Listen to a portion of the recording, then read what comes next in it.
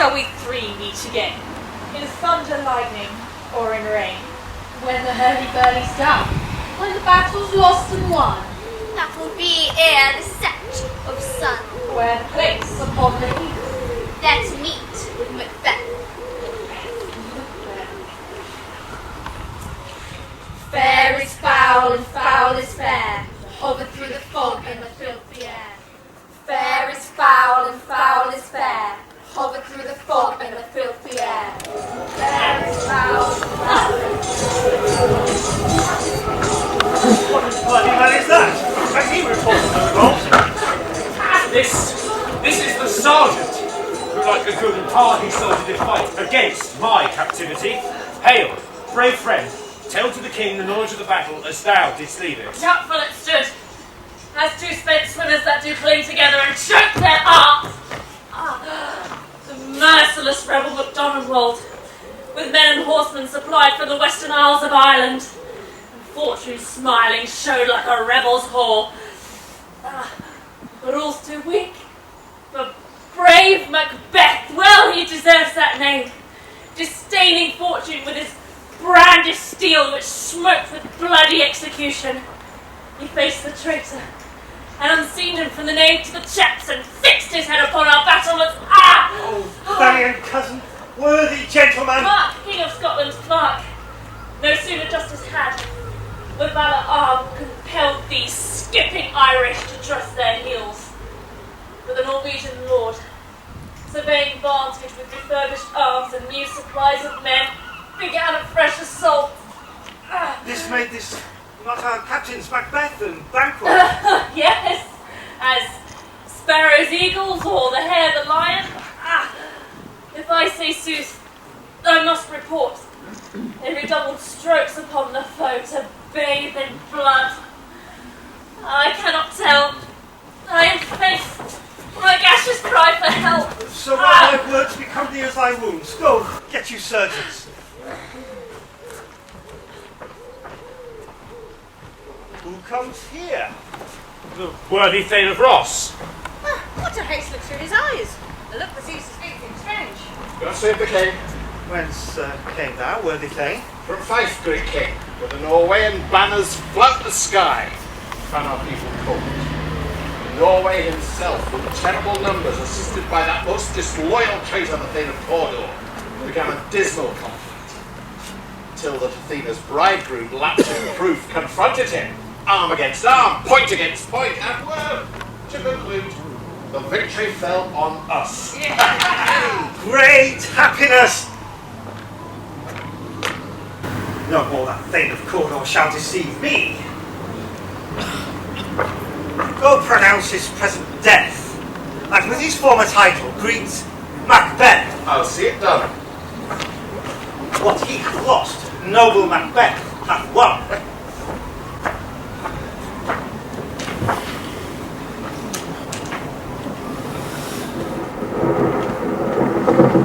Where hast thou been, sister? Killing swine. Sister, where thou? A sailor's wife sat with chestnuts in her lap, and munched, and munched, and munched. Give me, quoth I, away thee witch, the rump-fed munter cries. Her husband's to Aleppo gone, master of the tiger, and so in a sea I'll thither thy sail, and like a rat without a tail, I'll do, I'll do, I'll do. I'll give thee a wind. Thou art kind. And I another. And I myself of all the other, and the very ports that they blow, and all the quarters that they know. I will drain him dry as hay, till neither night nor day shall sleep hang upon his penthouse lid, and he shall live, a man forbid. Weary 7 nights, 9 times 9 shall he dwindle, peak, and pine. Look what I have. Show me, show me. It is a pilot's thumb, shipwrecked as homeward did he come. A drum, Macbeth doth come. The weird sisters, hand in hand, rovers of the sea and land, thus do go about, thrice to thine, and thrice to mine, and thrice again to make up 9. Peace! bars wound up. So foul and fair a day I have not seen. What are these? So withered and wild in their attire that they look not like inhabitants of the earth, and yet are on it. Live you? Are you aught that man may question?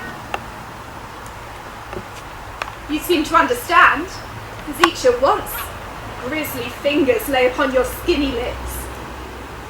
You should be women, and yet your beards forbid me to interpret that you are so. Speak, if you can. What are you?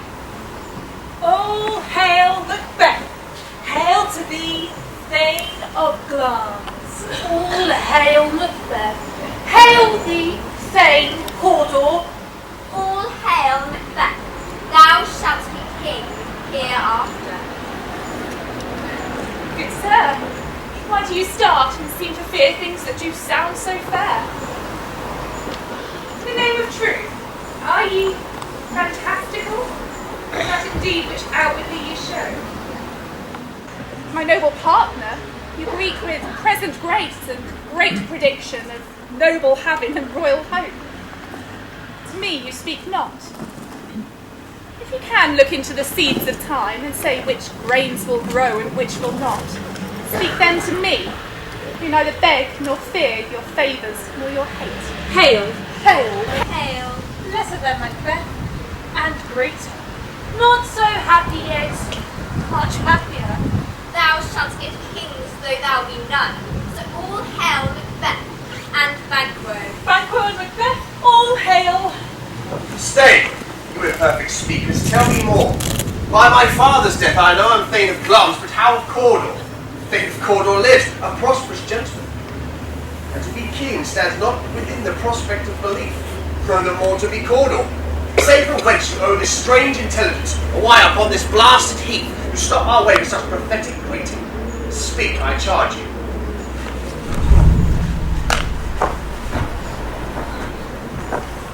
Whither are they vanished? And into the air. What seemed corporal melted his breath into the wind. Or would they have stayed? Were they even here? Or have we eaten on the insane root that takes reason prisoner? Your children shall be kings. You shall be king. Thane of Cawdor spake it not so. To the self-same tune and words. The king hath happily received, Macbeth, the news of thy success. Everyone did carry thy praise in the kingdom's great defence and poured it down before him. We are sent by our royal master to give thee thanks and to herald thee into his sight. And, as an earnest of a greater honour, he bade me, from him, call thee Thane of Cawdor. Same which addition. All hail, most worthy Thane, for 'tis thine. Can the devil speak true? Thane of Cawdor lives. Why do you dress me in borrowed robes? He that was the Thane lives yet, but under heavy judgment bears that life which he deserves to lose. Whether he was aligned with those of Norway, or did lie with hidden resource and help the rebels against the kingdom, or with both he labelled in his country's wreck, I know not. But treasons, capital, confessed and proved, have overthrown him. Arms, and Thane of Cawdor, the greatest is behind. Do you not hope your children shall be kings, when those who gave me the Thane of Cawdor promised no less to them? That promise may yet lead you to the crown, besides Thane of Cawdor. That 'tis strange and often to win us to our harm, the instruments of darkness tell us truths. Win us with honest trifles to betray a deeper consequence. Cousins, a word, I pray you. Two truths are told as happy prologues to the swelling act of the imperial theme. Cannot be ill, cannot be good. If ill, why hath it given me earnest of success, commencing in a truth, I am Thane of Cawdor? If good, then why do I yield to that suggestion whose horrid image doth unfix my hair and make my seated heart knock against my ribs? Present fears are less than horrible imaginings. My thought, whose murder yet is but fantastical, shakes so my single state of man, that function is smothered in surmise, and nothing is what is not. Why, if chance will have me king, Chance may crown me without my stir. Come what, come may, time and the hour runs through the roughest day. Worthy Macbeth, you stay upon your leisure. Give me favour, my dull brain was wrought with things forgotten. Kind gentlemen, your pains are registered, where every day I turn the leaf to read them. Let us toward the king. Think upon what hath chanced, and at a more time, the interim having waited, let us speak our free hearts to each other. Very gladly. Till then, enough. Come, friends! Is execution done on Cawdor? Are not those in commission yet returned? My liege, they are not yet come back, but I did speak with one who saw him die, who did report that, very frankly, he confessed his treasons, implored your highness's pardon, and set forth a deep repentance. He died as one that had been studied in his death to throw away the dearest thing he owed as 'twere a careless trifle. There's no art to find the mind's construction in the face. He was a gentleman on whom I built an absolute trust. Oh, worthiest cousin, the sin of my ingratitude even now was heavy on me. Thou art so far before, that swiftest wing of recompense is slow to overtake thee. Would thou had less deserved, that the proportion both of thanks and payment might have been mine. All I have left to say, more is due to thee than I can pay. The service and loyalty I owe in doing pays itself. Your highness part is to receive our duties, and our duties are to your throne, state, children and servants, which do what they should by doing everything, safe toward your love and honour. Welcome hither. I have begun to plant thee, and will labour to make thee full of growing. Noble Banquo, that hast no less deserved, nor should be known no less to have done so. Let me enfold thee, and hold thee to my heart. There if I grow, the harvest is your own. My plenteous joys, wanton in fullness, seek to hide themselves in drops of sorrow.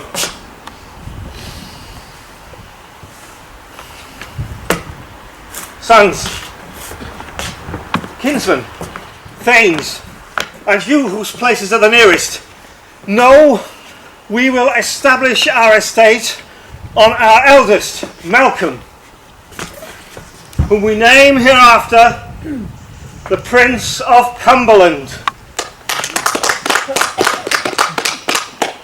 Honour must not unaccompanied invest in him only, but signs of nobleness shall, like stars, shine on all deservers. From hence to Inverness, and bind us further to you. I'll be myself the harbinger, and make joyful the listening of my wife with your approach. So I humbly take my leave. Oh, my worthy Cawdor. The Prince of Cumberland. That is a step which I must fall down or else overleap, for in my way it lies. Stars, hide your fires. Let light not see my black and deep desires. True is full so valiant, and in his commendations I am fed.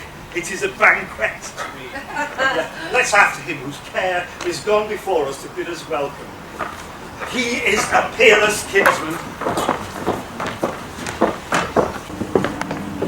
They met me in the day of success, and I have learnt by the perfectest report they have more in them than mortal knowledge. When I burned in desire to question them further, they made themselves air, into which they vanished. While I stood wrapped in the wonder of it, came missives from the king, who all hailed me Thane of Cawdor, by which title before these weird sisters saluted me, and referred me to the coming on of time with Hail, King that shalt be. This have I thought good to deliver thee, my dearest partner of greatness, that thou might not lose the dues of rejoicing by being ignorant of what greatness is promised thee. Lay it to thy heart, and farewell. Duncan's death burst King Macbeth. Glamis thou art, and Cawdor, and shalt be what thou art promised. Yet do I fear thy nature. It is too full of the milk of human kindness to catch the nearest way. Thou would be great, art not without ambition, but without the illness that should attend it. hie thee hither, that I may pour my spirit in thine ear, and chastise with the valour of my tongue all that impedes thee from the golden round, which fate and metaphysical aid does seem to have crowned thee withal. What is your tidings? The king comes here tonight. Thou art mad to say it! Was not thy master with him, who, were it so, would have informed for preparation? So please you, it is true. Our Thane is coming. One of our fellows had the speed of him, who, almost dead for breath, had scarcely more than would make up his message. Give him tending. He brings great news. The raven himself is hoarse that croaks the fatal entrance of Duncan under my battlements. Come, you spirits that tend on mortal thoughts, unsex me here and fill me from the crown to the toe, top full of direst cruelty. Make thick my blood. Stop up the access and passage to remorse, that no compunctious visitings of nature shake my fell purpose, nor keep peace between the effect and it. Come to my woman's breasts and take my milk for gall, you murdering ministers, wherever in your sightless substances you wait on nature's mischief. Come, thick night, and pall thee in the darkest smoke of hell, that my keen knife see not the wound it makes, nor heaven peep through the blanket of the dark to cry, hold, hold.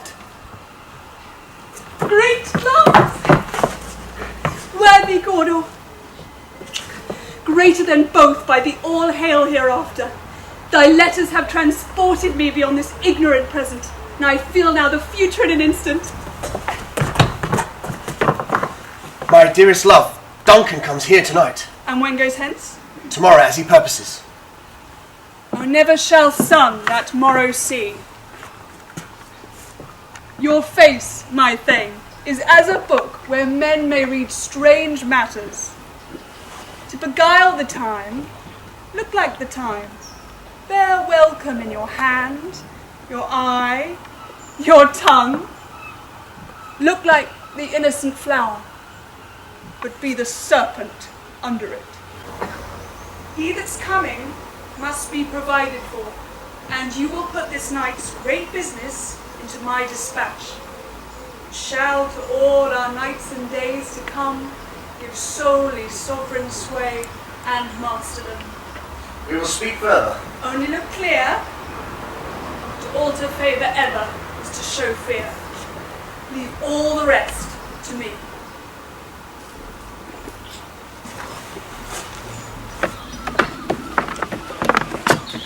Castle hath a pleasant seat. The air nimbly and sweetly recommends it to our gentle senses. Aye, the air is delicate. See our honoured hostess. The love which follows us sometime is our trouble, which still we thank as love. Herein I teach you how you shall bid God love us for your pains and thank us for your trouble. All our service, in every point, twice done, then done double, for poor and single business to contend with those honours, deep and broad, wherewith your majesty loads our house. To those of old, and the latest dignities heaped up to them, we rest your hands. Where's the Thane of Cawdor? We coursed him at the heels and had a purpose to be his purveyor. But he rides well, and his great love sharp as his spur, hath hopped into his home before us. Fair and noble hostess, we are your guests tonight. Your servants ever have theirs, themselves, and what is theirs in common, to make their audit at your highness's pleasure, still to return your own. Give me your hand. Conduct me to mine host. We love him highly and shall continue our graces towards him. By your leave, hostess.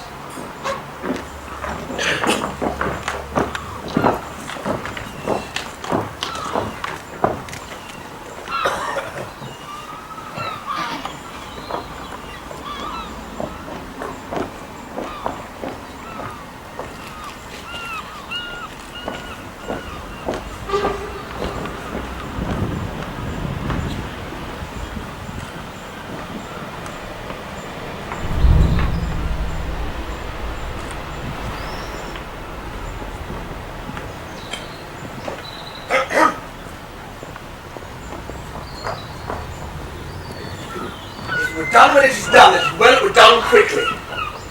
If the assassination could trammel up the consequence and catch with his surcease success, this blow might be the be-all and end-all here.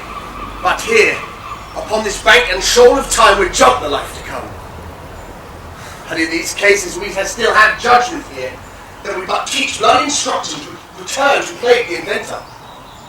This even-handed justice commends our poison ingredients to our own lips. He's here in double trust. First, I am his kinsman and his subject, strong both against the deed. Then, as his host, who against the murder should shut the door. Bear the knife myself. Besides, this Duncan hath borne his faculties so meek, hath been so clear in his great office, that his virtues will plead like angels trumpet-tongued against the deep damnation of his taking off. And pity that the naked newborn babe striding the blast, for heaven show them, horsed upon the sightless couriers of the air, shall blow the horrid deed in every eye, that tears shall drown the wind. I have no spur to prick the sides of my intent, only vaulting ambition, which overleaps itself and falls on the other. How now, what news? He is almost stopped. Hath he asked for me? No, you naughty hand. We will proceed no further in this business. He hath honoured me of late, and I have bought golden opinions from all sorts of people, which would be worn now in their newest gloss, not cast aside so soon. Was the hope drunk wherein you dressed yourself? Hath it slept since, and wakes it now to look so green and pale at what it did so freely? From this time such I account thy love. Art thou afeard to be the same in thine own act and valour as thou art in desire? Would thou have that which thou esteem the ornament of life, and ever coward in thine own esteem, as if I dare not wait upon I would? Prithee, peace. I dare do all that may become a man. Who dares to do more is none. What beast was it then that made you break this enterprise to me? When you does do it, then you're a man. And to be more than what you were, you would be so much more than man. Your time or place is then here, yet you would make both. They have made themselves, and of their fitness does unmake you. I have given some, and know how tender 'tis to love the babe that milks me. I would, while it was smiling in my face, have plucked my nipple from his boneless gums and dashed the brains out. And I so sworn as you have done to this. If we should fail. We fail. Screw your courage to the sticking place and will not fail. When Duncan is asleep, his two chamberlains, with wine and wassail, were so convinced that memory, the water of the brain, shall be a fume, and the receipt of reason a limbeck only. When in swinish sleep their drenched natures lie, as in a death, what cannot you and I perform upon the unguarded Duncan? What not put upon his spongy officers, who shall bear the guilt of our great well? Bring forth men, children only, for thy undaunted metal would compose nothing but males. Will it not be received when we have marked with blood those sleepy two in his own chamber, and use their very daggers that they have done it? Who dares receive it other? For we shall make our griefs and clamour roar upon his death. I am settled, and bent up each corporal agent to this terrible feat. Away, and mock the time with the fairest show. The false face must hide, what the false heart doth know. Have over the light, boy. The moon is down. I have not heard the clock. She goes down at 12. I take it was late, sir. Oh, take my sword. There's husbandry in heaven. The candles are all out.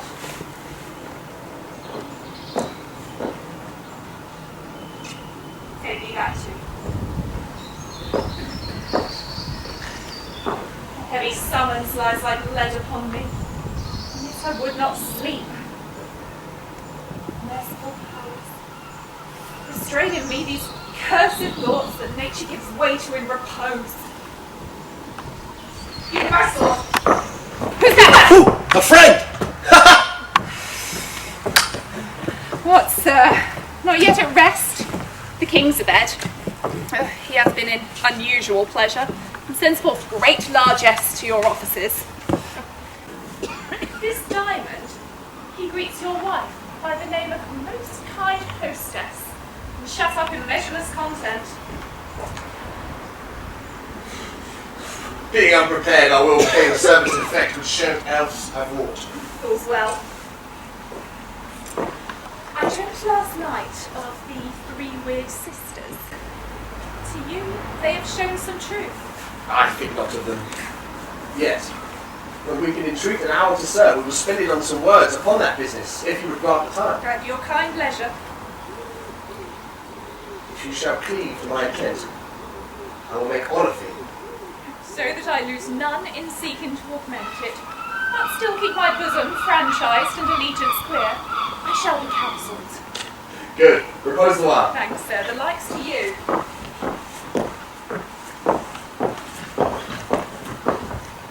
Go bid thy mistress. When my drink is ready, she is to strike twice upon the bell, and get thee to bed.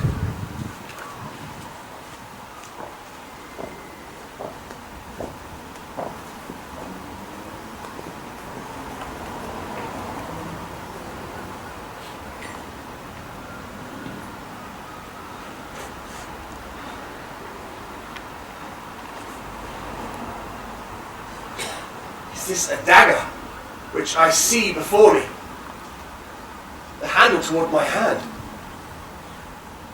Come, let me clutch thee. I have thee not, and yet I see thee still. Art thou not fatal vision, sensible to feeling is to sight? Art thou but a dagger of the mind, a false creation proceeding from the heat-oppressed brain? I see thee yet, in form as palpable as this which I now draw. Now marshal me the way that I was going, such an instrument I was to use. Mine eyes have made fools of the other senses, who worth all the rest. I see thee still, and on thy blade and dudgeon, gouts of blood which was not so before. There is such thing. It is the bloody business which informs us to mine eyes. Now over 1/2 world nature seems dead, and wicked dreams abuse the curtain's sleep. Witchcraft celebrates pale Hecate's offerings, and withered murder, alarmed by his sentinel the wolf, who howls his watch thus with his stealthy pace. With Tarquin's ravishing strides towards his design, moves like a ghost. Thou firm, sure-set earth, hear not my steps, which way they walk. For fear of thy very stones, prate of my whereabouts, and take the present horror from the time which now suits with it. Whilst I threat, he lives. Words to the heat of deeds too cold breath gives. I go, and it is done. The bell invites me. Hear it not, Duncan, for it is a knell that summons thee to heaven, or to hell. That which hath made them drunk hath made me bold. What hath quenched them hath given me fire. Hark! Peace. It was the owl that shrieked. The fatal bellman which gives the stern good night. He is about it. The doors are open, and the surfeited grooms do mock their charge with snores. I have drugged their possets, that death and nature do contend about them, whether they live or die. Who's there? Alack! I'm afraid they have awaked, and 'tis not done. Oh, the attempt and not the deed confounds us. Hark! I laid their daggers ready, he could not miss them. Had he not resembled my father as he slept? I had done it. My husband. I have done the deed. Thou art hear a noise. I heard the owl scream and the crickets cry. Did not you speak? When? Now. As I descended? Aye. Hark! Who lies in the second chamber? Donalbain. This is a sorry sight. A foolish thought to say a sorry sight. as one did laugh in his sleep, that they did wake each other. I stood and heard them, but then they did say their prayers and address themselves to sleep. There are two lodged together. One cried, God bless us, and amen the other, as if they'd seen me. With these hangman's hands. Listening to their fears, I could not say amen when they did say God bless us. Consider it not so deeply. But wherefore could I not pronounce amen? I had most need of blessing, and amen stuck in my throat. These deeds must not be thought after these ways. So it will make us mad. I thought I heard a voice cry, sleep no more, Macbeth does murder sleep. The innocent sleep. Sleep that did suck the ravelled sleeve of care. The death of each day's life. Sore labour's bath, balm of hurt minds. Chief nourisher in life's feast. What do you mean? Still it cried, sleep no more, to all the house. Glamis hath murdered sleep. Therefore Cawdor shall sleep no more. Macbeth shall sleep no more. Oh, who was it that thus cried?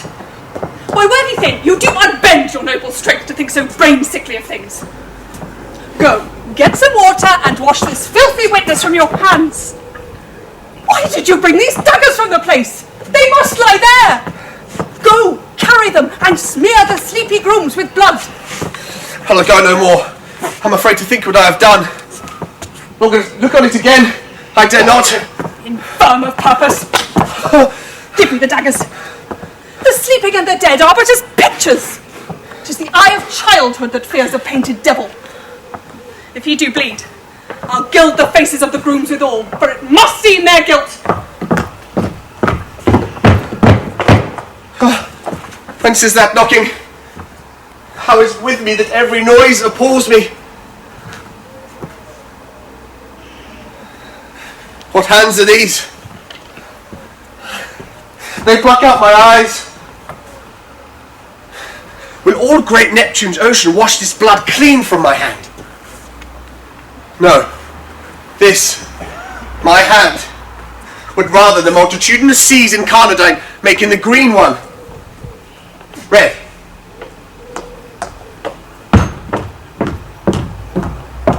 My hands are of your colour, but I shame to wear a heart so white. I hear a knocking at the south entry. Retire me to our chamber. A little water clears us of this deed. How easy it is then.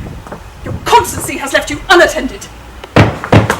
Hark, more knocking. Get on your nightgown, lest occasion call us and show us to be watchers. Be not lost so poorly in your thoughts. To know my deed, to best not know myself. Wait, Duncan, with thy knocking! I would thou couldst. What a knocking is here! If a man were porter at the gates of hell, he'll always be turning the key. Oh, knock! Who's here in the name of Beelzebub? A farmer! What's hanged himself in the expectation of plenty? Come in, farmer! Come in! You've got tales about you plenty? Here you'll sweat for it! Oh, knock! Hey. An equivocator. What's played one scale against the other scale and committed treason enough for God's sake, but could not equivocate himself into heaven. Come in here, equivocator. Oh, no. English tailor. What's been sent down here for skimping on French hose? Coming, tailor. Here you may roast your goose. Oh, knock. Never quiet. What are you? Oh, it's too cold for hell in here. Old devil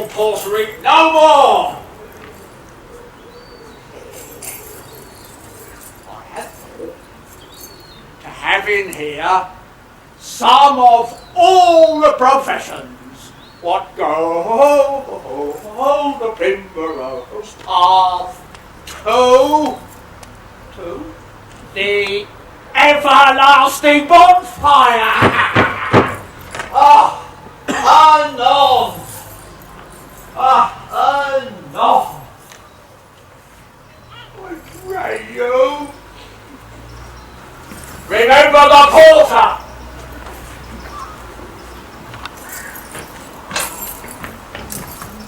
Was it so late, friend, ere you went to bed that you do lie so late? Oh, Mary, sir, we was drinking to the second cup, and that drink, sir, is a great equivocator of 3 things. And what 3 things does drink especially provoke? Mary, sir, painted noses, sleep, and urine. Naturally, it provokes. None provokes. It provokes the desire, and it takes it like horse. Now, sir, lecturing, the strong drink, may be said to be an equivocator. It makes him. It puts him on. Takes him on. It arouses him. It disheartens him. It makes him to stand to, and not to stand to. In conclusion, it equivocates him with sleep, and giving him the lie, leaves him. I believe drink gave thee the lie last night. Very, sir. It did. In the very throat of me. But I've been stronger than him. I've requited him in this life. Though, it hit me in my legs sometime, and I made shift to cast him. Is thy master stirring? I'm knocking us away. Here he comes. Good morrow, noble sir. Good morrow, both. Is the king stirring, worthy Thane? Not yet. He did command me to call timely on him. I've almost slipped the hour. This is the door. I'll bring you to him. I'll make so bold to call. 'Tis my limited service.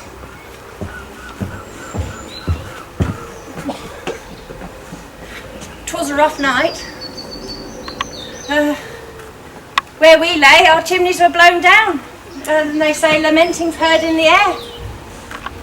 Strange sounds of death and prophesying, with accents terrible of dire combustion, of confused events, newly hatched to the woeful time. The obscure birds clamoured the livelong night. Some say the earth was feverish and did shake. It was a rough night. My young remembrance cannot parallel a fellow to it. Oh! Horror! Horror! Horror! Tongue, no heart cannot conceive, nor name thee. What's the matter? Confusion! Now I've made this masterpiece. Most sacrilegious murder have broke open the Lord's anointed temple and stole thence the life of the building. What is it you mean, the life? Do you mean His Majesty? Approach the chamber and destroy your sight with a new Gorgon. Do not bid me speak. See, and then speak yourselves. Awake! Awake! Ring the alarm! Murder and treason! Banquo and Donalbain! Malcolm! Awake! Shake off this downy sleep, death's counterfeit, and look on death itself. Up! Up! And see the great doom's image! Malcolm! Banquo!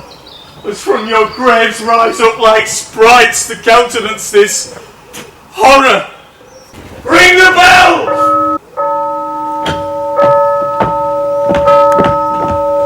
What's the business that such a hideous trumpet calls to parley the sleepers of the house? Speak! Speak! Oh, gentle lady, 'tis not for you to hear what I can speak. The repetition in a lady's ear would murder as it fell. Oh, Banquo, Banquo, our royal master is murdered. Whoa! Alas, what in our house? and cruel anywhere. Dear Duff, I prithee contradict thyself, say it is not so.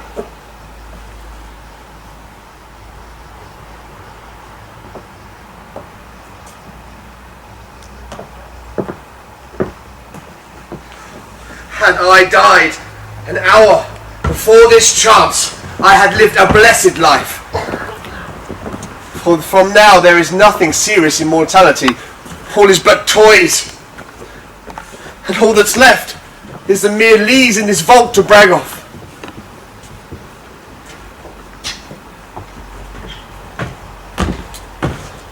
What is amiss? You are, sir, and do not know it. The spring of your fountain, the very source of it is stopped. Your father's murdered. Oh? By whom? Those of his chambers, it seemed, had done it. Their hands and faces were badged with blood, which, like their daggers, lay unwiped upon their pillows. They stared and were distracted. No man's life was to be trusted with them. Oh, but yet, in my fury, I do repent that I did kill them. Why did you so? Who can be wise, amazed, temperate and furious, loyal and neutral in a moment? No man. The expedition of my violent love outrun the paws of reason. Here lie Duncan, his silver skin laced with his golden blood, and his gashage stabs look like the breach in nature. There, his murderers, steeped in the colours of their trade, their daggers unmannerly breached with gore. Who could refrain who had a heart to love, and in that heart courage to make his love known? Help me, head toad! Look to the lady! Why do we hold our tongues? The most may claim this argument for ours. What should be spoken here, where our fate, hid in a hole, may rush and seize us? Let's away, our tears are not yet brewed. Nor our strong sorrow upon the foot of motion. Look to the lady.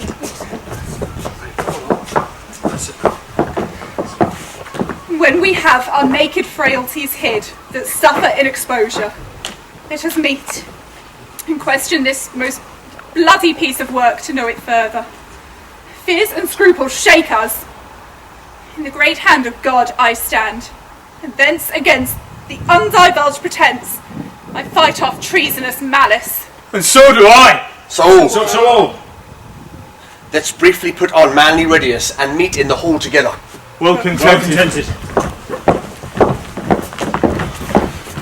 What will you do? Is not consult with them? To show an unfelt sorrow is an office in which the false man does easy. On to England. To Ireland I. Our separated fortune shall keep us both the safer. Where we are, there's daggers in men's smiles. The nearer in blood, the nearer bloody. This murderous shaft that shot hath not yet lighted. And our safest way is to avoid the aim. Therefore, to horse, and it has been not of dainty of swift taking, but shift. Away. There's warrant in that theft which steals itself when there's no mercy left. How goes the world, sir? Why, see not. Is it known yet who did this more than bloody deed? Those that Macbeth have slain. Alas the day. What good could they have hoped to gain? They were paid. Malcolm and Donalbain, the king's two sons, were stolen away and fled, which puts upon them suspicion of the deed. Well, against nature still. Thriftless ambition that will raven up their own life's means. Then I suppose it most likely the sovereignty will fall on Macbeth. He's already named and gone to Scone to be invested. And where's Duncan's body? Carried to Combkill, the sacred storehouse of his predecessors and guardian of their bones. Will you to Scone? No, cousin. I'll home to Fife. Well, I will thither. Well, may you see things well done there. And you, lest our old robes are easier than our new. Thou hast it now. King, Cawdor, Lance, all as the weird women promised. And I fear thou played most foully for it. Yet it was said that myself should be the root of many kings. If there comes truth from them, as upon thee, Macbeth, their speeches shine. Why, by the verities on thee made good, should they not be my oracles as well? set me up in both? Hush, no more. Here's our chief guest. If she had been forgot, it has been a gap in our great feast, and all things unbecoming. Tonight we hold a solemn supper, sir, and I request your presence. Let your highness command upon me, which my duties are with a most insoluble tie forever knit. Ride you this afternoon? Aye, my good lord. We should have else desired your good advice in this day's council, but of that tomorrow. Is it far you ride? As far, my lord, as will fill up the time twixt this and supper. Go not my horse the better, I must become a borrower of the night for an hour or twain. Fail not our feast. My lord, I will not. We hear our bloody cousins are bestowed in England and in Ireland, not confessing their cruel patricide, and filling their hearers with strange invention. But of that tomorrow, when therewithal we have cause of state craving us jointly. Give us fields, will you? Aye, my good lord. Our time does call upon us. I wish your horse is swift and sure of foot, so I do commend you their backs. Farewell. Let every man be a master of his time till 7 at night. To make society the sweeter welcome, we will keep ourselves till supper time alone. Till then, God be with you.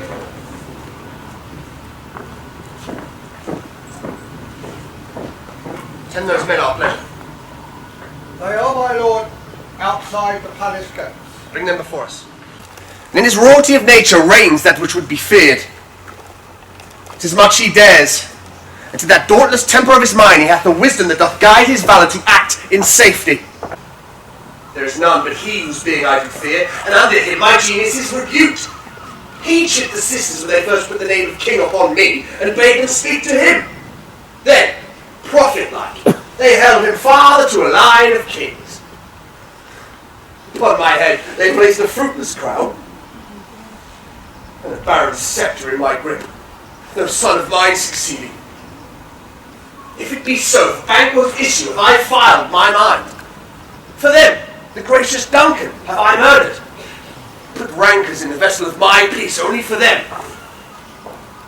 And given my eternal soul to the common enemy of man to make them kings, the seed of Banquo kings. Rather than watch, come fate into the list and champion me to the utterance. Who's there? Now go to the door and stay till we call. Was it not yesterday we spoke together? It was, so please your highness. Well then, now have you considered of my speeches? Know that it was he that in the times past that held you so under fortune, which you had thought I'd bid our innocent self. This I made plain to you in our last conference, passed in probation with you, how you were born in hand, how crossed, the instruments that wrought with them, and all things else which might to half a soul and an ocean craze, say thus did Banquo. You made it known to us. I did, and went further, which is now our point of second meeting. Do you find your patience so predominant that you could let this go? Are you so gospel to pray for this good man and for his issue, whose heavy hand has bowed you to the grave and beggared yours forever? When I meant your highness. Aye, in the catalogue ye go for men. As hounds, greyhounds, mongrel spaniels are all by the name of dogs. The valiant fowl distinguishes the swift, the slow, the hunter. Every one according to the gift which bounteous nature hath in him closed, and so of men. Now, if you have station in the file, not in the worst rank of manhood, say it, and I will put that business in your bosoms, whose execution takes your enemy off, grapples you closer to the love and heart of us, who wears our health but sickly in his life, in his death were perfect. I do not care what any man thinks. Nor do I, sir. Both of you know Banquo as your enemy. True, my lord. Yes. So he is mine, and in such bloody distance that every minute of his being thrusts against my nearest of life. And though I could, with barefaced power, sweep him from my sight and bid my will avouch it, yet I must not.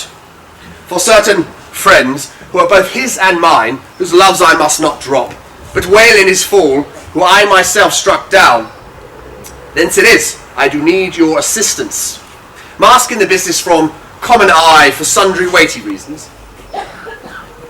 We shall do what you command. We will, sir. I will tell you where you to put yourselves. Acquaint you with the perfect spy of time. For it must be done tonight. Somewhere from the palace. Always know that I require a certain clearness. Leave no rubs nor botches in the work. His son, Fleur, who keeps him company, must also embrace the fate of that dark hour. Resolve yourselves apart. I'll call to you anon. Aye, my lord. Abide straight. I'll call you later.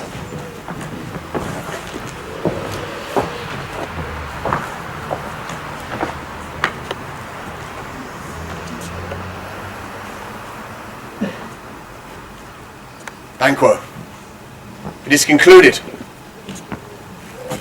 Thy soul's flight must find it heaven, must find it out tonight. Banquo gone from court. Aye, madam, but returns again tonight. Say to the king I would attend his leisure for a few words. Madam, I will. Naught had all spent where our desire is got without content. 'Tis safer to be that which we destroy than by destruction dwell in doubtful joy. How now, my lord? Why do you keep alone of sorriest fancies your companions make you? Using those thoughts which indeed should have died with them they be. Things without all remedy should be without regard. What's done is done. We have scorched the snake, not killed it. She'll close and be her former self, whilst our poor malice remains in danger of her former tooth. But let the frame of things destroyed. Both the worlds suffer. Here we will eat our meals in fear and sleep in the affliction of these terrible dreams that shake us nightly. Better to be with the dead, whom we, to gain our peace, have sent to peace, and all the torture of the mind to lie in restless ecstasy. Duncan is in his grave. Treason has done its worst. Nor steel, poison, malice domestic, foreign levy, nothing can touch him further. Come on. Temple, my lord. Sleep over your rugged looks. Be bright and jovial amongst your guests tonight. So shall I, love, and so I pray be you. Let your remembrance apply to Banquo. Present him eminence both with eye and tongue. Unsafe the while, we must wash our hearts in these honours and make our faces masks to our hearts, disguising what they are. You must leave this. Oh, full of scorpions is my mind, dear wife. Thou know Banquo and his fiance lives. But in their nature's copies not eternal. There's comfort yet. Yes, they are assailable. Then be thou jocund. Ere the bat hath flown his cloistered flight, in a night's yawning peal there should be done a deed of dreadful note. What's to be done? The innocent of the knowledge, dearest Chuck, till thou applaud the deed. Come, sealing night, scarf up the tender eye of pitiful day, and cancel and tear to pieces the great bond which keeps me pale. Light thickens and the crow makes wing to the rooky wood. Good things of the day begin to droop and drowse, while night's black agents to their praise do rouse. Thou marvel at my words, but hold thee still. Things bad begun make strong themselves by ill. So prithee, go with me. Well,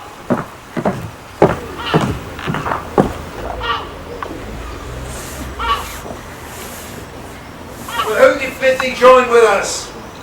We can trust him. He knows what we have to do. And he hears them. Hark! I hear horses.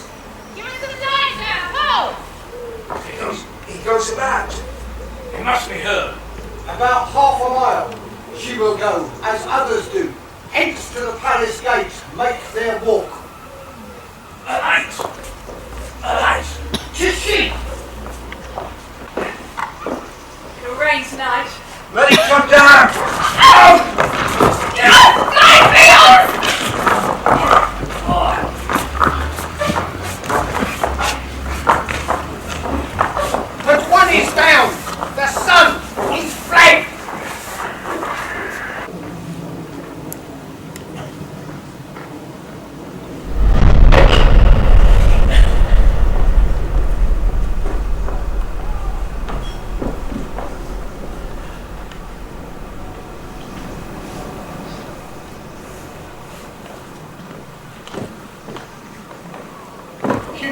own degrees. Sit down, and at first and last, a hearty welcome. Ourself will mingle and play the humble host. Our hostess keeps her state, but in the best time we will require her welcome. Pronounce it for me, sir, to all our friends. For my heart speaks they are welcome. See, they encounter thee with their heart's thanks.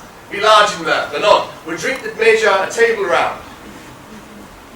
There's blood on thy face. 'Tis Banquo's then. It's better thee without than she within. Is she dispatched? Aye, my lord, her throat is cut. That I did for her. Thou art the best of the cutthroats. Yet, he is good that the like for Fleons. My lord, Fleons escaped. Then comes my fit again. I had else been perfect, founded as a marble, solid as the rock. Now I am cabined, crimped, confined, bound into doubts and fears. The Banquo safe. Aye, my lord, safe in the ditch she lies, with 20 trenched gashes on her head, and death to nature. Thanks for that. Here, the grown serpent lies. The worm that's fled hath in his nature the venom breed no teeth for the present. Get thee gone, we'll hear ourselves tomorrow. My royal lord, your noble friends do lack you. A sweet remembrance, sir. Now, good digestion wait on good appetite and health on both. May it please your highness sit. Had we our country's honour roofed, were the graced person of Banquo present, whom I would rather challenge for unkindness than pity for mischance. Well, her absence lays blame upon her promise. Please it your highness to grace us with your presence. The table's full. There is a place reserved, sir. Where? Here, my good lord. Which of you have done this? Done what, my lord? Thou canst say I did it. Never shake thy gory locks at me. Gentles rise, his highness is not well. Sit, worthy friends. My lord is often thus, and hath been from his youth. Pray you keep seat. The fit is momentary. Upon a thought he will again be well. If much you note him, you shall offend him, and extend his passion. Feed, and regard him not. Are you a man? Aye, and a bold one. The dare look on that which might appall the devil. Oh, proper stuff. This is the very painting of your fear. This is the air-drawn dagger you should send led you to Duncan. Flaws and stars, impostors to true fear, which will become a woman's story at winter's fire, authorized by her grandam. Shame itself! Why do you make such faces? When all's done, you look but on a stool! Prithee! Behold! See there, look! Lo! How say you? Thou cannot speak too. Charnel houses and our graves must send those that we bury back. Our monuments will be the moors of births. What? Quite unmanned in folly! As I stand here, I saw him. Fie for shame! Blood hath been shed here. Murder's been too poor and terrible for the ear. Times have been when their brains were out and men would die, and there it ended. And now they rise again, with 20 mortal murders on their crowns, and push us from our stools. This is stranger than such murders. My royal lord, your noble friends do lack you. I do forget. Do not muse at me, my worthy friends. I have a strange infirmity, which is nothing to those that know me. Come, love and health to all. Then I'll sit down. Give me some wine. Fill full, I drink to the general joy of the table, and our dear friend Banquo, whom we miss, would she were here. To her, we thirst, and all to all. Our duties and the pledge. Ah! Avaunt! And quit my sight! Let the earth hide thee. Thy bones are marrowless, thy blood is cold. Thou hast no speculation with those eyes which thou dost glare with. Think of this, good peers, but as a thing of custom. It is no other, only it spoils the pleasure of the time. What man dare? I dare. Approach thou like the rugged Russian bear, the armoured rhinoceros, or the rising tiger. Take any shape but that, and my firm nerves shall never tremble. Or be alive again, and dare me with thy sword. If trembling I inhabit then, protest me a baby girl. Hence, horrible shadow! Under a mockery, hence!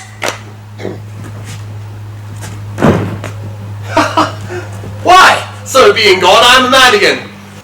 Pray you, sit still. You have displaced the mirth. Can such things be, and overcome us without our special honour? You make me strange to the disposition that I owe, when you can behold such sights. Keep the natural ruby of your cheeks, and mine are blanched with fear. What sights, my lord? I pray you speak not. He grows worse and worse. Question enrages him. At once, good night. Stand not upon the order of your going, but go at once!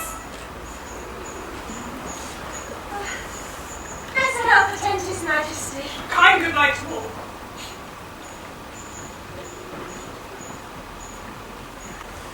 It will have blood, they say.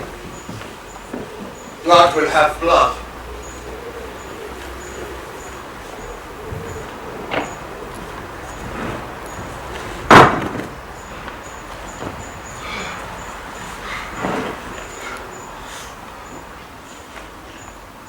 Gravestones have been known to move, and trees to speak.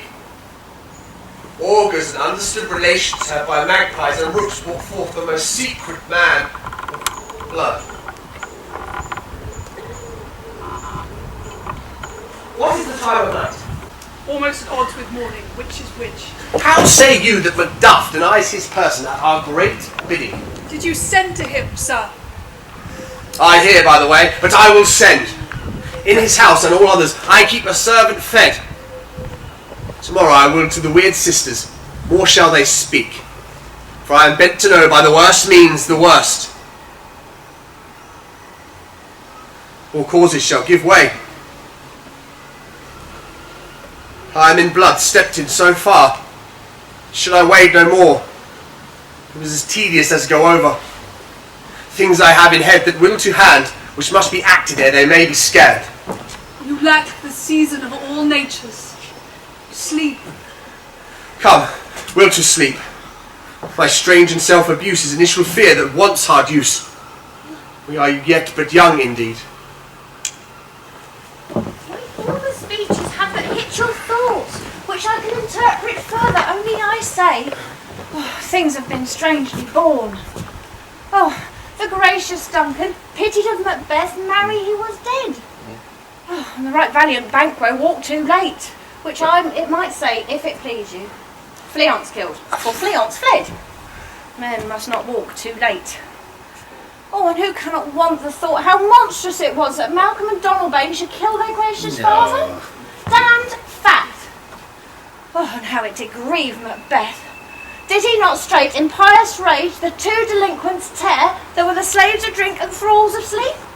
Was that not nobly done? Aye, and wisely too. Oh, they would have angered any heart alive to hear the men deny it. Oh, and so I say, things have been strangely and borne well. And I do think, had he had Duncan's sons under lock and key, which I pray to heaven he shall not, they would find out what 'twere to kill a father, and so should Fleance. But peace. For from broad words, and because he failed his presence at the tyrant's feast, I hear Macduff lives in disgrace. Sir, can you tell where he bestows himself? The son of Duncan, from whom this tyrant holds his due of birth, lives at the English court, and is received by the most pious Edward with such grace that malevolence of fortune nothing takes from his high regard. Thither is Macduff gone, to pray the English king for aid, to wake Northumberland and warlike Seward, that with their help and with God above to ratify the work, we may again give to our tables meat, sleep to our nights, free our feasts and banquets from bloody knives, do faithful homage and receive free honours, all of which we pine for now. And when Macbeth did hear of this report, it so did enrage him that he prepares for some attempt of war. Sent he to Macduff? Yes, with a resolute Sir, not I. That way might advise him to a caution, to hold what distance his wisdom can provide. Some holy angel fly to the court of England, unfold his message ere he come. That maybe a swift blessing may soon return to this our suffering country from that accursed tyrant. I'll send my prayers with him. Ladies and gentlemen, that is the end of our first half. It is now interval time and tea and coffee will be out in the man barn, and we hope to see you in about 20 minutes.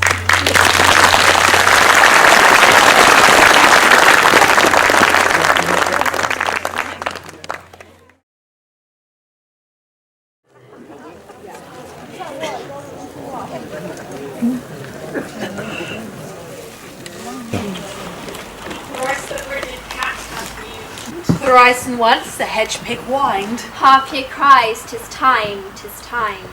Round about the cauldron go, in the poisoned entrails throw. Toad that under cold stone days and nights has 31. Sweltered venom, sleeping got, boil thou first in the charmed pot. Double, double, Double, toil, double, toil and double, fire, fire, burn, burn, cauldron bubble. and cauldron bubble. Fillet of a fenny snake, in the cauldron boil and bake. Eye of newt and toe of frog, wool of bat and tongue of frog, lizard's leg and an owlet's wing, adder's fork and a blind worm's sting. For a charm of powerful trouble, like hell broth boil and bubble. Double, double, toil and trouble, fire, burn, and cauldron bubble. Cauldron bubble. Scale of dragon, tooth of wolf, witch's mummy, moor and gulf of the ravened sea salt shark, root of hemlock digged in the dark, liver of blaspheming dew, gall of goat, and slips of yew slithered in the moon's eclipse, nose of Turk and Tartar's lips, finger of birth strangled babe, ditch delivered by a drab, make the gruel thick and slab. And here too, a tiger's children for the ingredients of our cauldron. Double, double, toil and trouble, fire burn, toil and trouble, fire burn and cauldron bubble. Call it with a baboon's blood, and then the charm's firm and good. By the pricking of my thumbs, something wicked this way comes. Open locks, whoever knocks.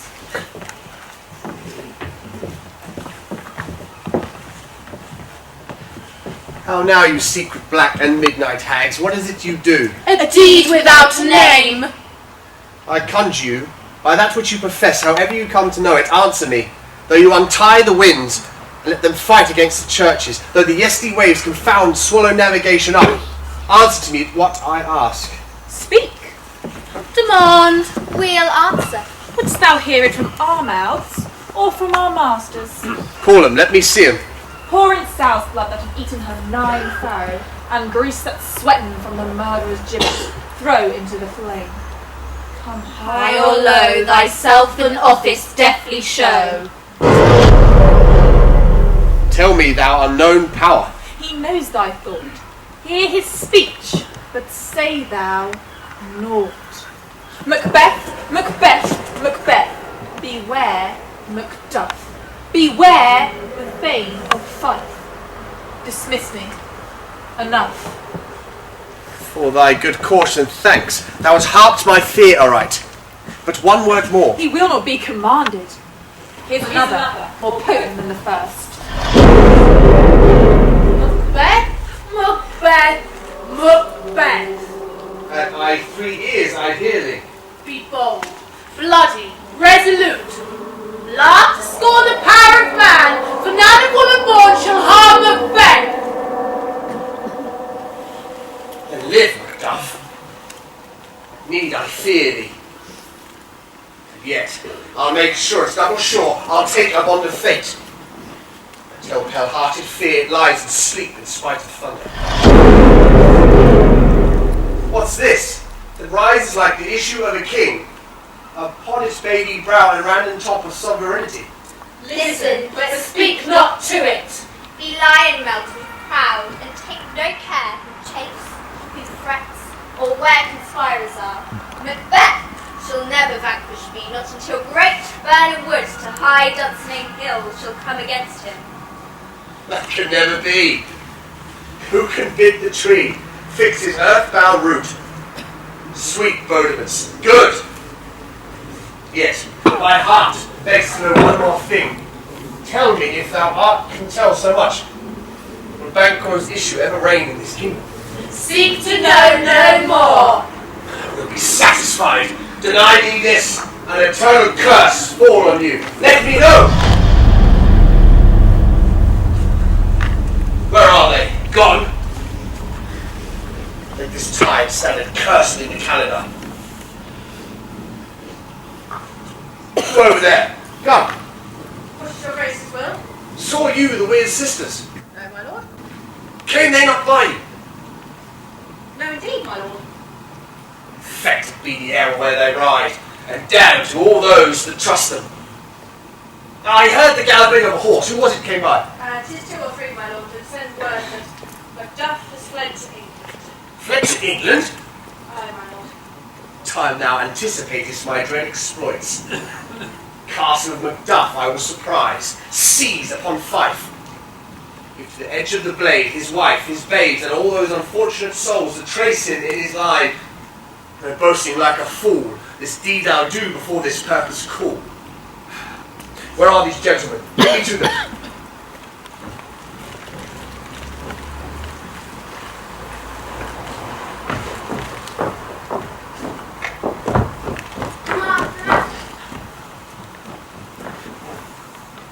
What had he done to make him fly the land? You must have patience, madam. He had none.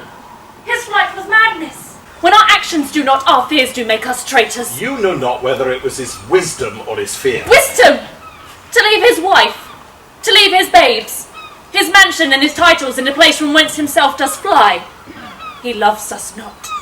He lacks the natural touch. For the poor wren, the most diminutive of birds, will fight her young ones in the nest against the owl. All is the fear and nothing is the love. So little is the wisdom when the flight so runs against all reason. My dearest coz, I pray you school yourself. But for your husband, he's noble, wise, judicious, and he best knows the fit of the seasons. I dare not speak much further, but cruel are the times when we are traitors and do not know it ourselves. When we hold rumour from what we fear, and yet know not what we fear, but float upon a wild and violent sea, each way and move. I must take my leave. It shall not be long, but I'll be back again. Things at worst will cease, or else they'll go back up to what they were before. My pretty cousin, blessings on you. Fathered he is, and yet he is fatherless. More fool me if I stay much longer. It would be my disgrace and your discomfort. I take my leave at once.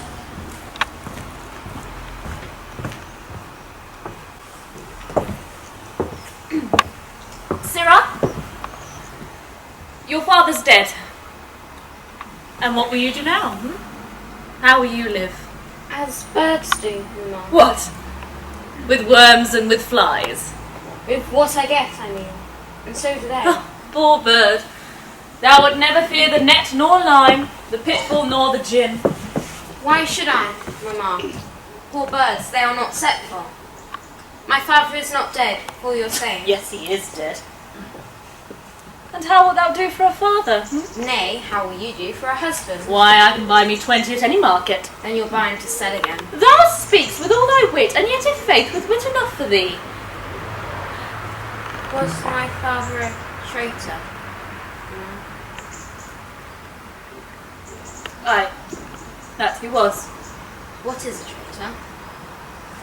Why, one that swears and lies. And be all traitors that do so? Everyone that does so is a traitor, and must be hanged. And must they all be hanged, that swear and lie? Everyone. Who must hang them? Why? Be honest, men. And the lies and swears are fools. There are lies and swears enough to beat these men, and hang up them. Poor monkey. Oh, but how wilt thou do for a father? If he were dead, you'd reach him. If not, it would go saying I should have a new father. Poor prattler. How thou talks. Bless you, fair dame. I am not to you known, but in your state of honour I am perfect. I doubt some danger does approach you nearly, and if you would take a homely woman's advice, be not found here. Hence with your little ones. Oh, to fright you thus, I think I am too savage. To do worse for you would be fell cruelty, which is too nigh your person. Oh, heaven preserve you. I dare abide no longer.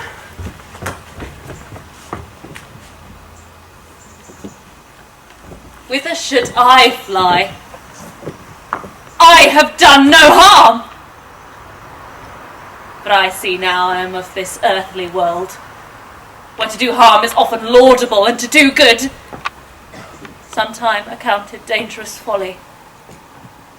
Why then do I put up that womanly defence to say I have done no harm? What are these faces? Where's your husband? I hope in no place so unsanctified where such as thou may find him. He's a traitor! Now lie, that shark-haired villain! Are you dead?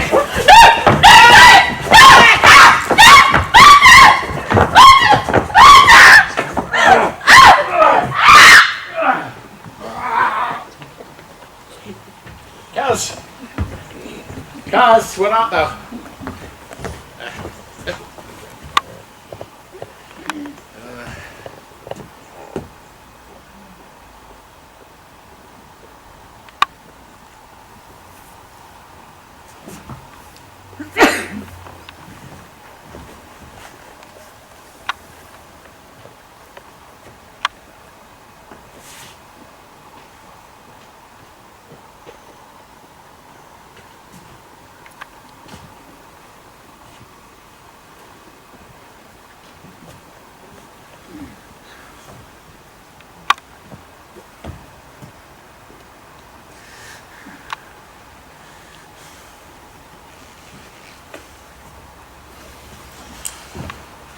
Damn you, Macbeth.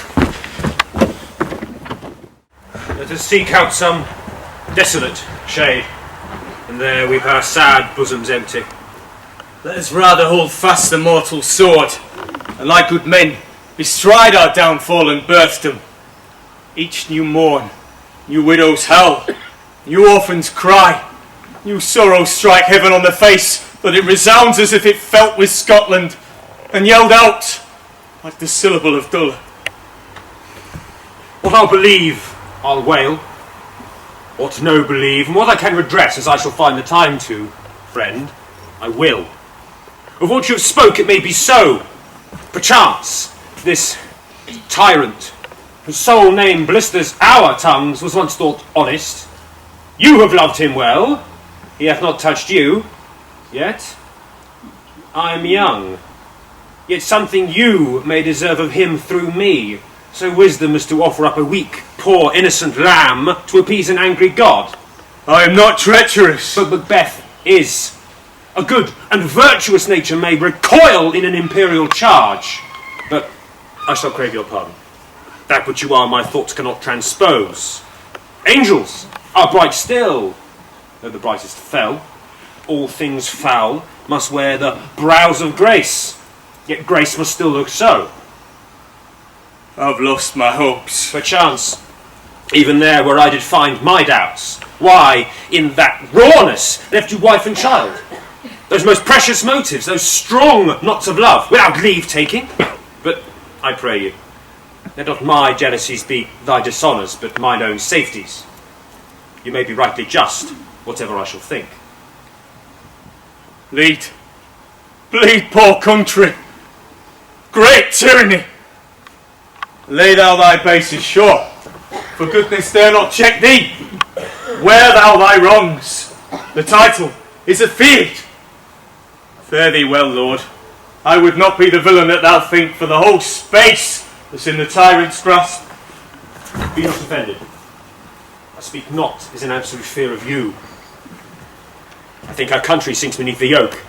It weeps, it bleeds, and each new day a gash is added to her wounds. I think withal there would be hands uplifted in my right. Here, from gracious England, I have offer of goodly thousands. For all this, when I shall tread upon the tyrant's head, or wear it upon my sword, yet my poor country shall have more vices than it had before, more suffer, and more sundry ways than ever, by he that shall succeed. What should he be? It is myself. I mean, in whom I know all the particulars of vice, so grafted, that when they shall be opened, black Macbeth will seem as pure as snow, and the poor state esteem him as a lamb when compared with my confineless harms. Not in the legions of horrid hell can come a devil more damned in evils to top Macbeth. I grant he bloody, luxurious, avaricious, false, deceitful, sudden, malicious, smacking of every sin that has a name. But there's no bottom, none, in my voluptuousness. Your wives, your daughters, your matrons and your maids cannot fill up the cistern of my lust, and I desire all contument impediments would overbear that did oppose my will. Better Macbeth than such a one to reign. Boundless intemperance in nature is a tyranny. It hath been the untimely emptying of the happy throne and fall of many kings.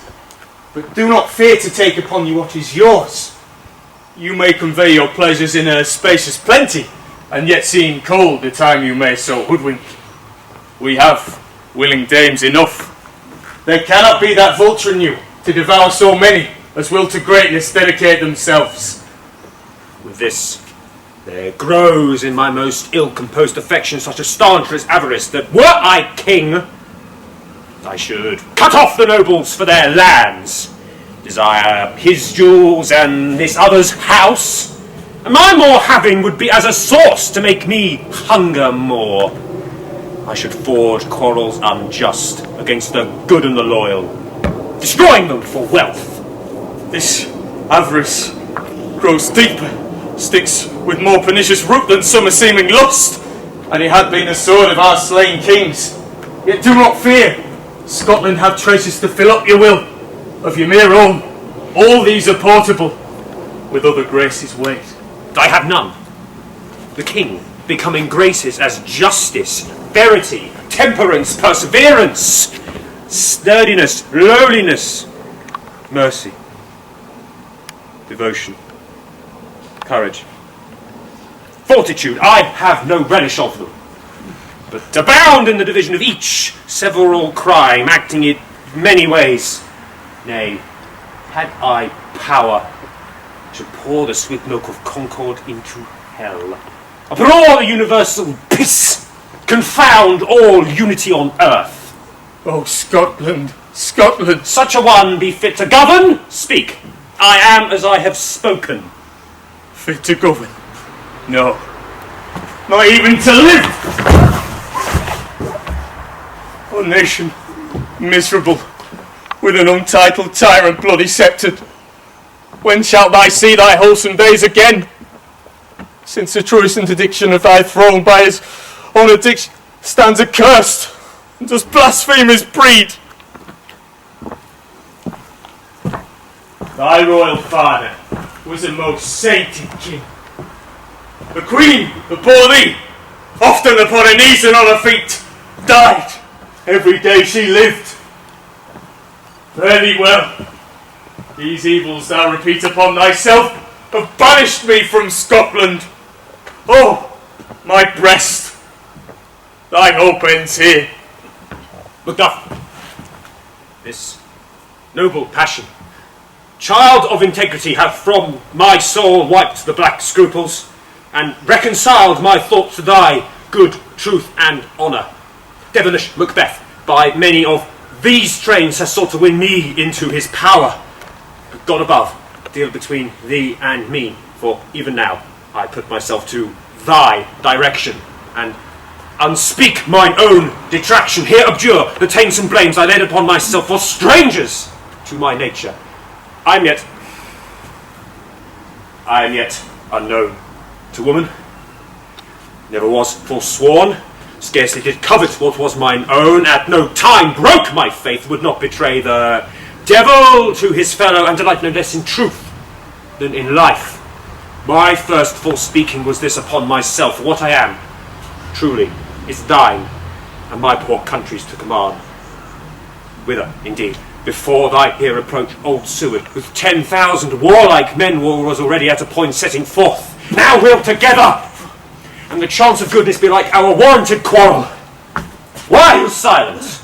Such welcome and unwelcome things at once.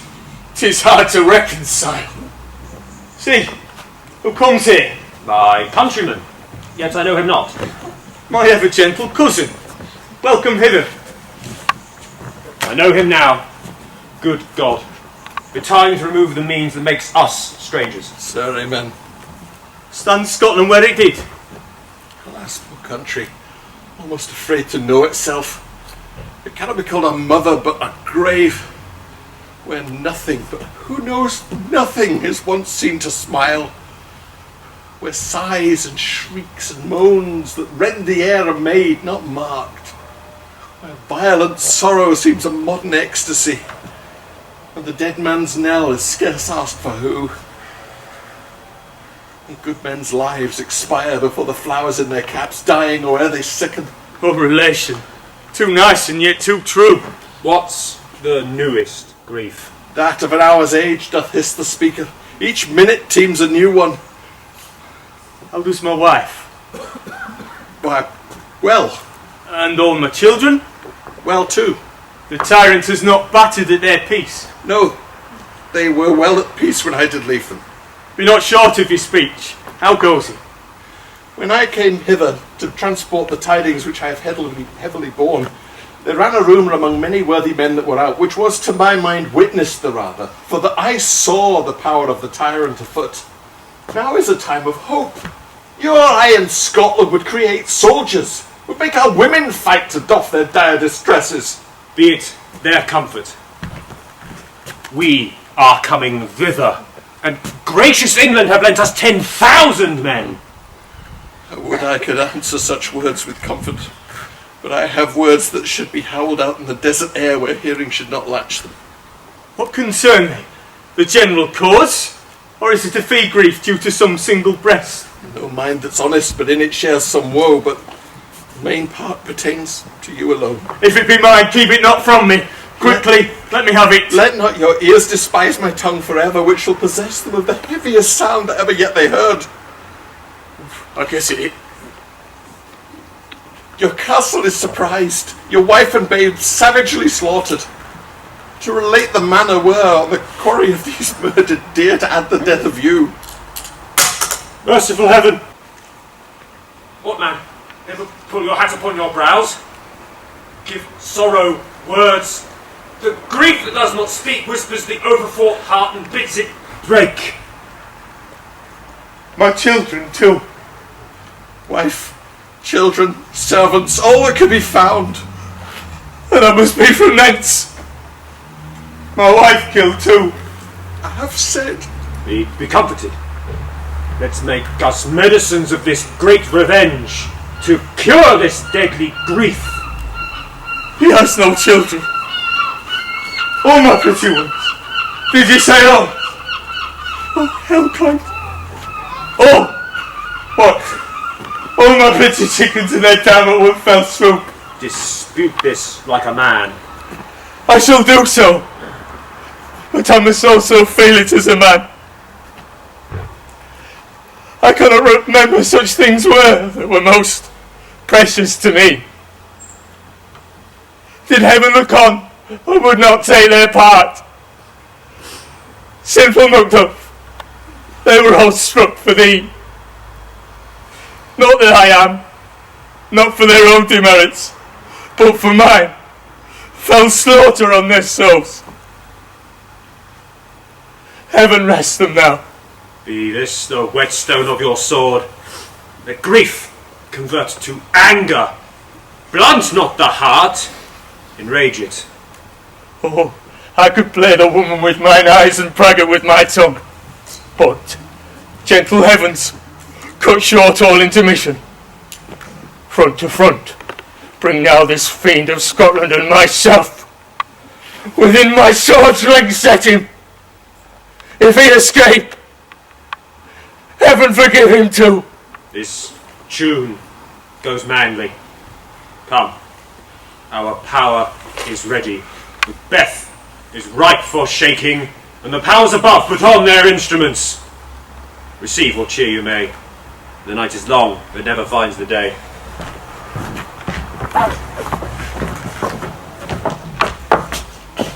I have 2 nights watch with you, but can perceive no truth in your report.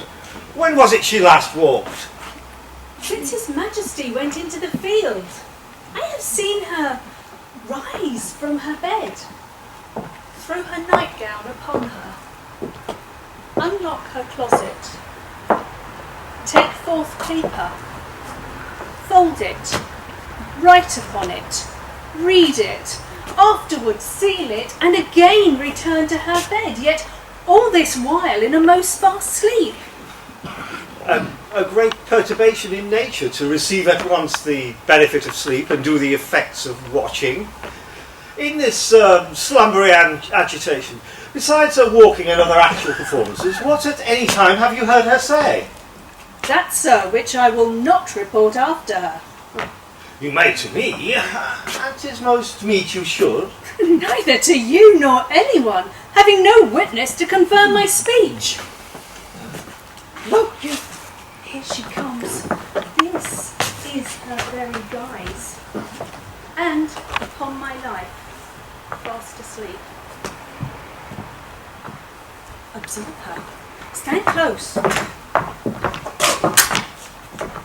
How came she by that light? Light stood by her. She has light by her continually. 'Tis her command. You see, her eyes are open. Aye, but their sense is shut. What is it she does now? Look how she rubs her hands. 'Tis an accustomed action with her to seem thus washing her hands. I have known her continue in this a quarter of an hour. Yet here's a spot. Hark! She speaks. I will set down what comes from her to satisfy my remembrance more strongly. Out! Down! Spot! Out, I say! 1, 2. Well, then 'tis time to do it. Hell is smirking. Fie, my lord, fie! A soldier and a feared? What need we fear who knows it when none can hold our power to account? Yet who would have thought the old man to have had so much blood in him? Do you mark that? The Thane of Fife had a wife. Where is she now? What? Will these hands ne'er be clean? No more of that, my lord, no more of that! You mar with all this starting!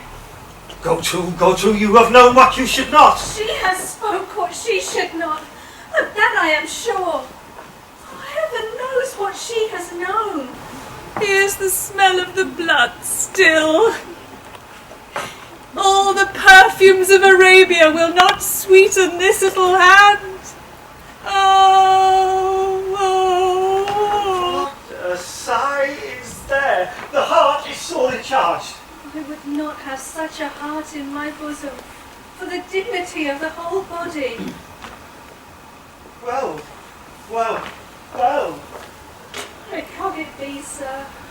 This disease is beyond my practice. But I have known those which have walked in their sleep, and yet have died holily in their beds. Wash your hands. Put on your nightgown. Look not so pale.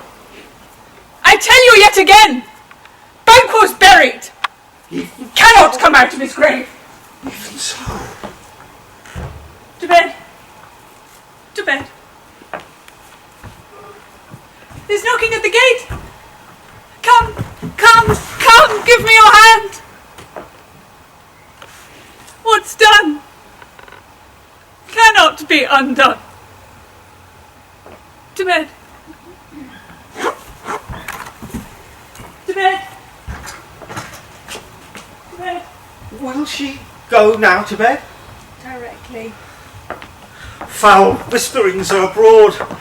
Unnatural deeds do breed unnatural troubles. Infected minds to their deaf pillows will discharge their secrets.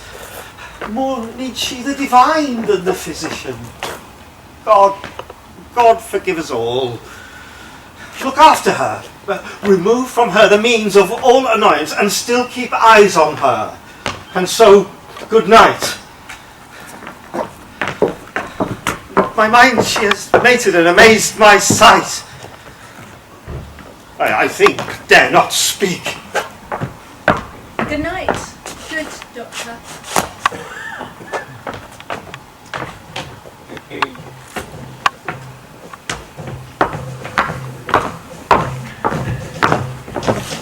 The English power is near, led by Malcolm and the good Macduff. Revenge burns in them, for their dear souls with the blood and burning men rise again. Near Burnham Wood we'll meet them. That way they are coming. Who knows if Donalbain be with his brother? What does the tyrant now? Great Duncan he strongly fortifies. Some say he's mad. Others that lesser hate him do call it valiant fury. But for certain he cannot buckle his distempered cause within the belt of rule. Now does he feel his secret murder sticking on his hands. Now minutely revolts unbraid his faith breach. Those he commands move only in command, nothing in love. Now does he feel his title hang loose about him, like a giant's robes upon a dwarfish thief. Who shall blame his pestered senses that do start and recoil, when everything within him does condemn itself for being there? Well, march we on, to give obedience where 'tis truly owed. Meet we the medicine of the sickly wheel, and with him pour we in our country's purge, each drop of us, or so much as it needs, to dew the sovereign flower and drown the weeds. Make we our march towards Burnham!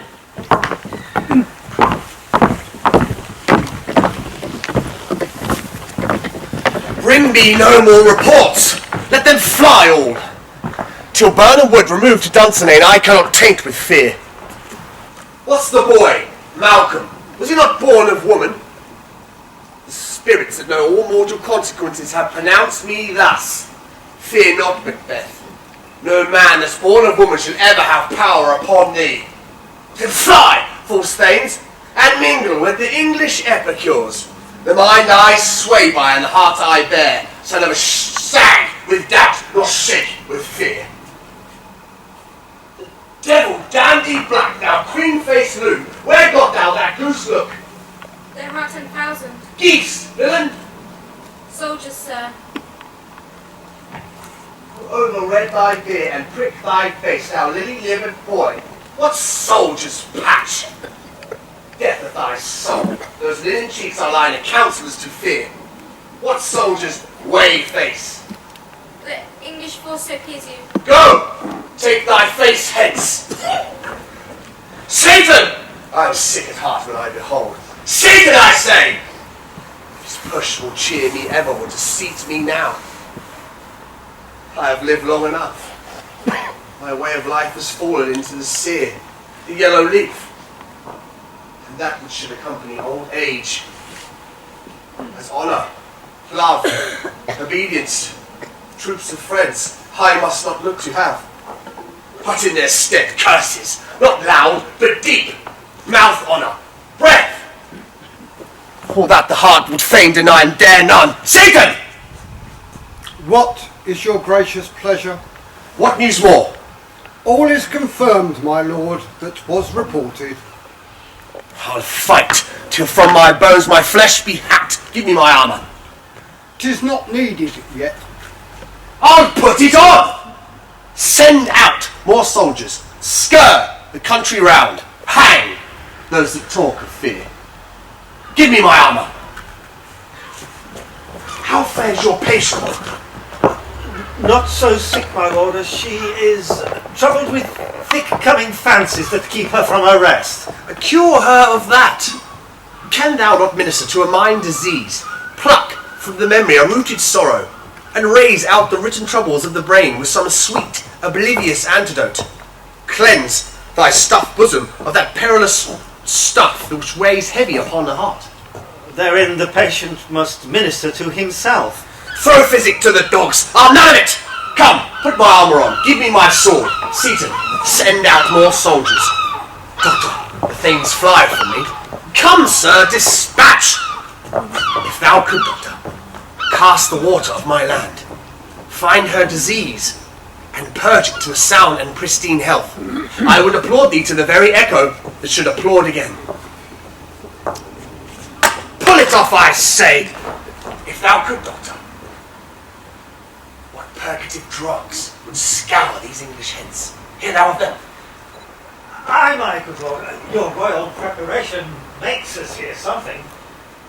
Bring it after me! I will not be afraid of death in Albane till Burnham Forest come to Dunsinane.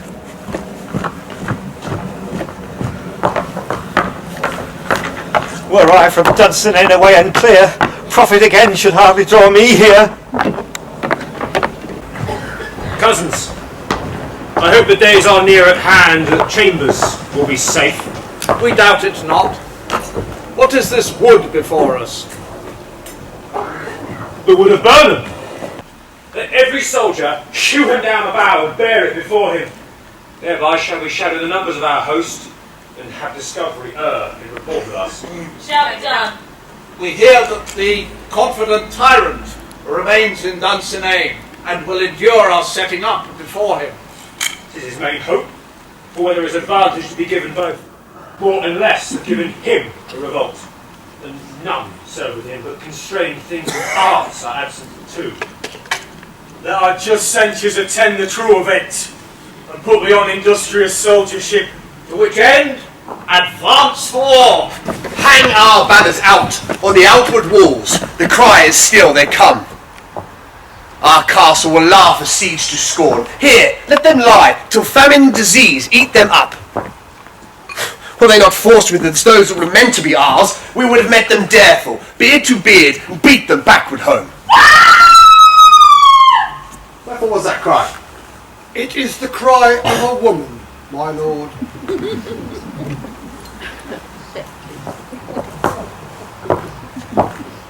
I've almost forgot the feeling of fears. At times the night shriek would have cooled my senses, but now my slaughterous thoughts, direness, cannot once start me.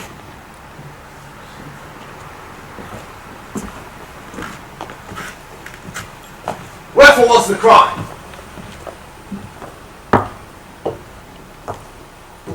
The Queen, my lord, is dead.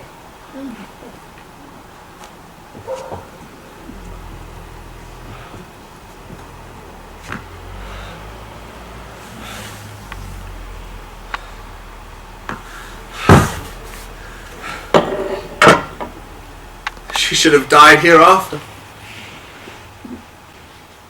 Would have been a time for such a word. Tomorrow and tomorrow and tomorrow creeps in this petty pace. From day to the last syllable of recorded time. And all our yesterdays of lighted falls the way to dusty death. Out, brief candle. Life is but a walking shadow. A poor player that struts and frets his hour upon the stage and then is heard from no more. It is a tale told by an idiot, full of sound and fury, signifying nothing.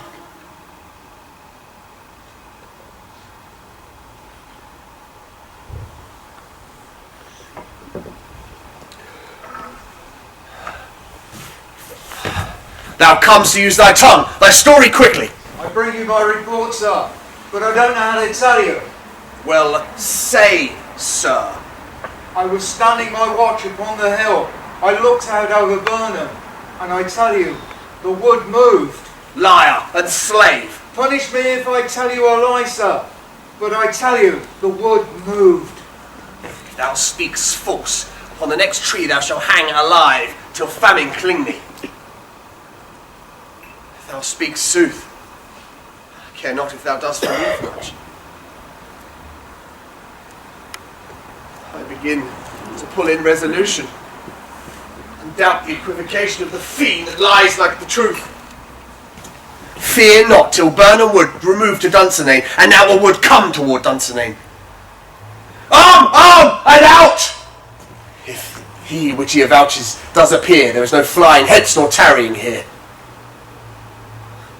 I kin to be weary of the sun, and wish the state of the world were now undone. Ring the alarm bell! Blow wind, come rack! At least we'll die with harness on our back! Now, near enough. Throw down your leafy screens and show like those you are. You shall lead our first battle. Worthy Macduff and we shall do what else remains to be done. Farewell. If we do but find the tyrant, let us be beaten if we do not fight. Make all our trumpets speak. Give them all breath. Those clamorous harbingers of blood and death. They have tied me to a stake. I cannot fly, but bear-like I must fight the course. What's he that was not born of woman? Such a man I am to fear, or none.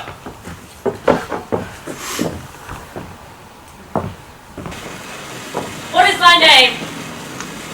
I would be afraid to hear it. No! Though thou calls thyself a hotter name than any in hell. My name is Macbeth. Devil himself could not pronounce a title more hateful to mine ear. No. Nor more fearful. Thou liest, abhorrent tyrant! With my sword I'll prove the lie thou speaks.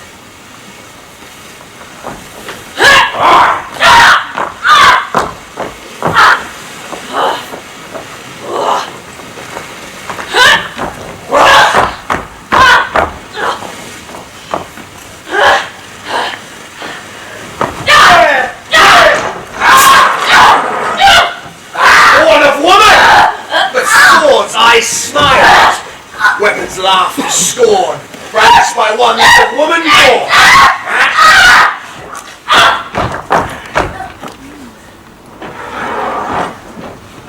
Away the noises! Tyrant! Show thy face! If thou be slain and with no stroke of mine, my wife and children's ghosts will haunt me still. I cannot strike at wretched kerns, whose arms are high to bear their staves. Either thou, Macbeth, or else my sword with an unbattered edge I sheathe again undeeded. There thou should be, by this great clatter, one of greatest note seems bruited. Let me find him fortune, and more, I beg not.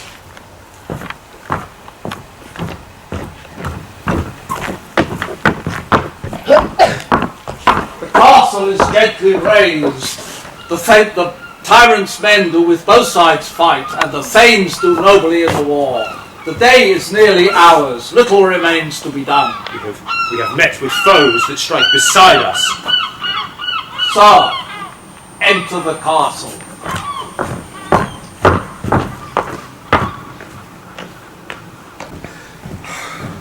Why should I play the Roman fool and die on my own sword? Whilst I see lives, the gashes look better upon them. Turn, hellhound! Turn! Of all else men I have avoided thee. But get thee back. Thy soul is charged with too much blood of thine already. I have no words. My voice is in my sword! Thou bloody villain and terms can give it out!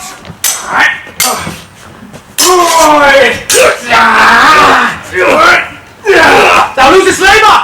I have bared a charmed life, which must not yield to one of woman born! Despair thy charm, and let the angel who now still is served tell thee, Macduff was from his mother's womb untimely ripped. Cursed be the tongue that tells me so, for they have cowered my better part of man. Be these juggling fiends no more believed, and pout at us in a double sense, and break the word of promise to our ear. I'll not fight with thee. Then yield thee, coward, and live to be the show and gaze of the time. we'll have thee as our rare Montezar, painted on a pole, and under it, here may you see the tyrant. I will not yield to kiss the ground before yon Malcolm's feet and be baited with the rabble's curse. Though Burnham Wood be come to Dunsinane, and thou opposed being of no woman born, yet I will try the last. Before my body I throw my warlike shield. Lay on Macduff, and damned be him who first cries, "Hold! Enough!"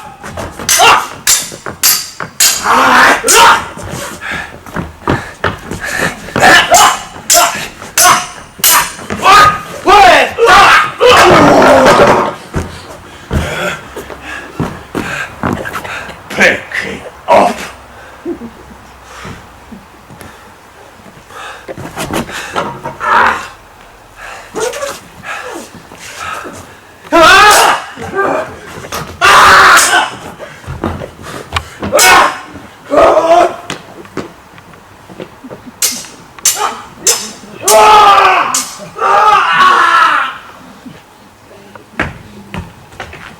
I would the friends we miss were safe arrived.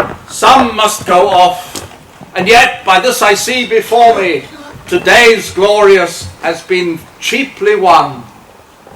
Caithness has fallen. The Macduff is missing. Ah, God be with them. But here comes new comfort. Hail, King, for so thou art. Behold, where stands the usurper's cursed crest. The time is free. I see thee compass with thy pearl that speaks my salutation in their minds, whose voices I desire aloud with mine. Hail, King of Scotland! Hail, King of Scotland! We shall not spend a large expense of time before we reckon with your several loves, and make us even with you. My thanes and kinsmen, henceforth be earls, the first that ever Scotland in such an honour named.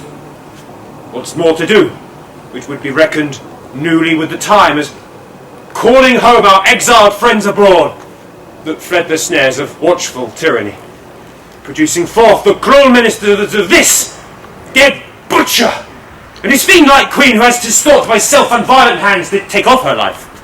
This, and what needful else that calls upon us, by the grace of grace, we shall perform in measure, time, and place.